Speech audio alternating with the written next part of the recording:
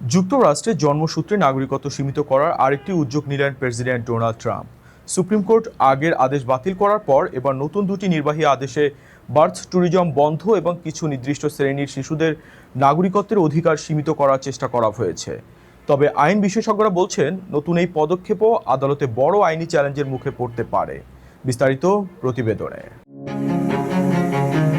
যুক্তরাষ্ট্রের জন্মসূত্রে নাগরিকত্ব নিয়ে আবারও বিতর্কের কেন্দ্রে প্রেসিডেন্ট ডোনাল্ড ট্রাম্প। বৃহস্পতিবার তিনি দুটি নতুন নির্বাহী আদেশে স্বাক্ষর করেছেন, যার লক্ষ্য জন্মসূত্রে নাগরিকত্ব পাওয়ার সুযোগ আরও সীমিত করা।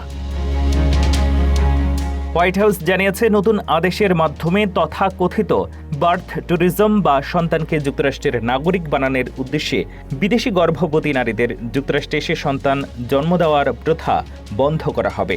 ট্রাম্প প্রশাসনের দাবি, এটি দীর্ঘদিন ধরে অভিবাসন ব্যবস্থার অপব্যবহারের একটি উপায় হয়ে দাঁড়িয়েছে। এছাড়া নতুন আদেশে যুক্তরাষ্ট্রে অবস্থানরত বিদেশি সরকারের কর্মচারীদের সন্তান এবং এলিয়েন এনিমি হিসেবে শ্রেণীবদ্ধ ব্যক্তিদের সন্তানদের নাগরিকত্বের অধিকারও সীমিত করার উদ্যোগ নেওয়া হয়েছে।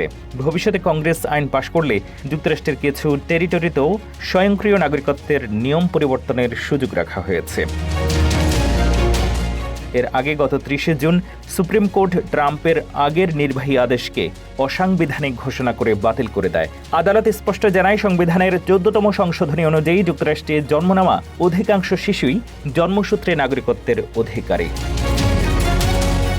তবে ট্রাম্পের দাবি, নতুন আদেশটি আগের রায়ের আওতার বাইরে এবং এটি সংবিধানের ঐতিহাসিক ব্যতিক্রমগুলোর নতুন ব্যাখ্যার উপরে ভিত্তি করে তৈরি। অন্যদিকে নাগরিক অধিকার সংগঠন এবং অভিবাসন আইনজীবীরা বলছেন, এই নির্বাহী আদেশ সুপ্রিম কোর্টের সিদ্ধান্ত এড়িয়ে যাওয়ার একটি চেষ্টা মাত্র। তাদের মতে নতুন এই পদক্ষেপও আদালতে টিকবে না এবং দ্রুত আইনি চ্যালেঞ্জের মুখোমুখি হবে।